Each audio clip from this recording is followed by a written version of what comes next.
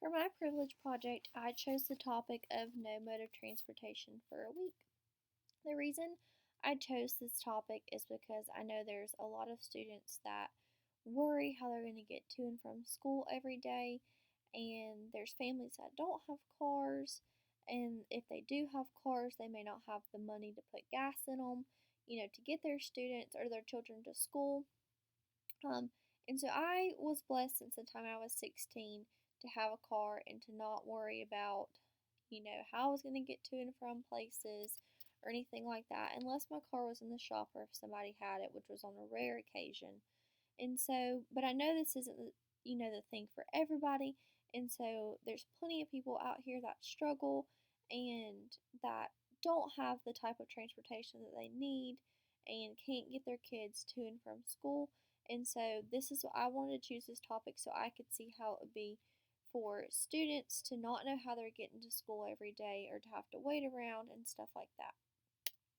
Privilege is defined as a special right, advantage, or immunity granted or open to a particular person or group. Around 88% of the United States population owns a car. It's becoming more common for there to be households without cars.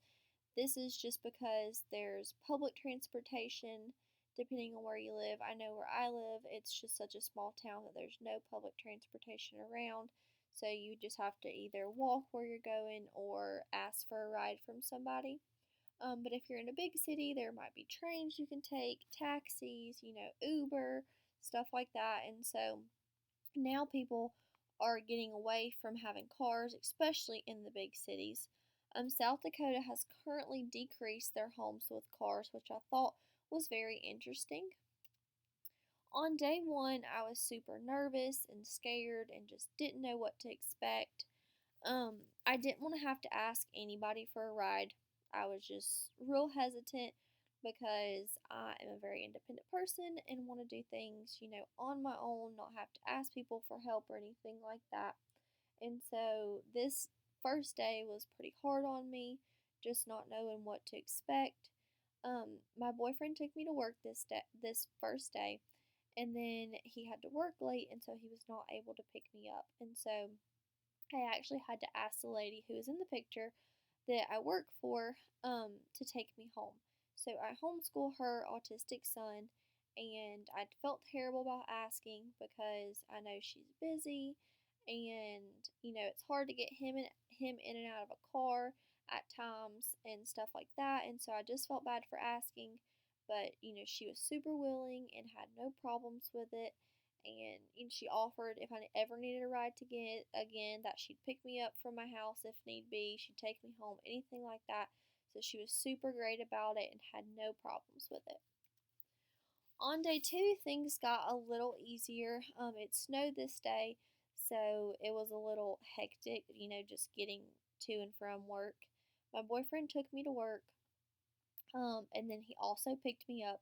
The picture on the right shows that he was not there to get me when I got off of work, so I had to stand out in the cold for a little bit, which was kind of, out of the ordinary for me because I'm used to just getting in my car and being able to go. And so that was just the picture showing of the place that I work and how I was waiting on him to pick me up. And then on the left is a picture of when he picked me up, taking me back to my house. Um, and so it was just weird because normally I'm the one that's driving people around and giving rides and taking people to and from places. And it was just weird being, in the passenger seat having to get a ride from somebody else.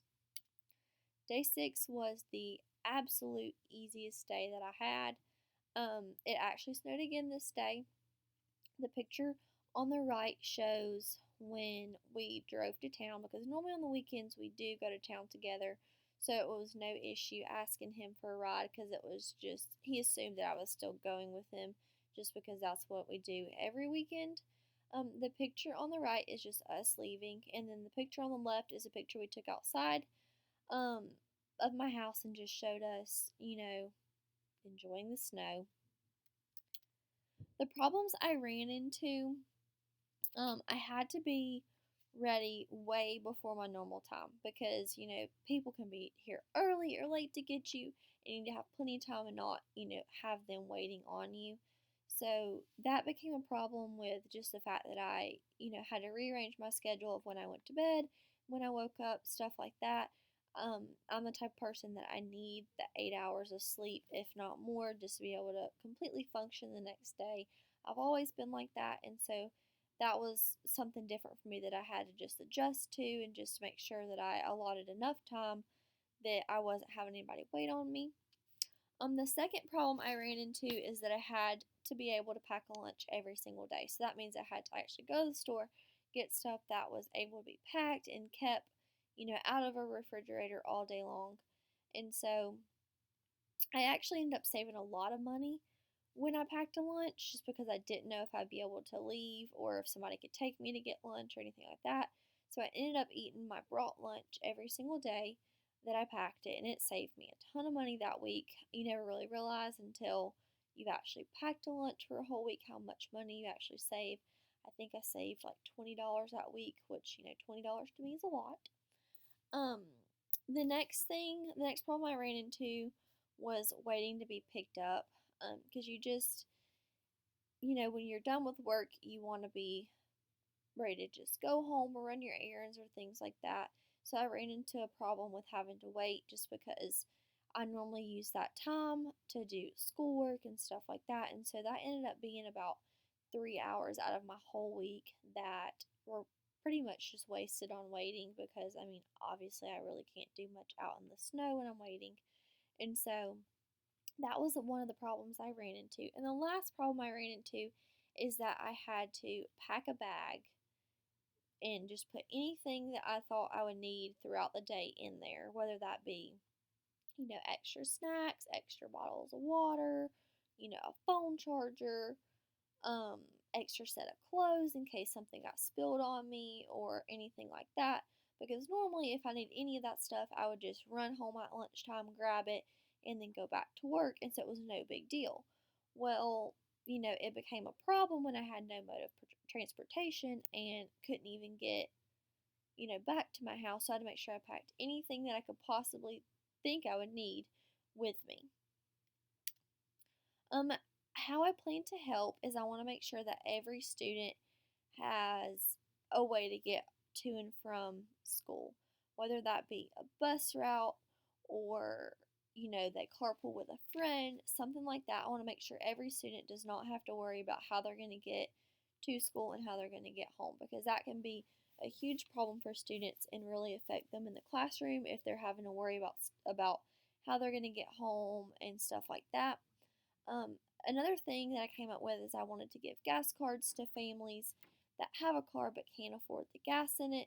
Depending on how the economy is, you never know that people, even with a big family that have a larger car, they may, have a car and it might be nice, but they may not be able to afford the gas to put in it to take their kids to school or to pick them up or vice versa. And so I plan to have gas cards that I take out of my own money and give to families that are in need.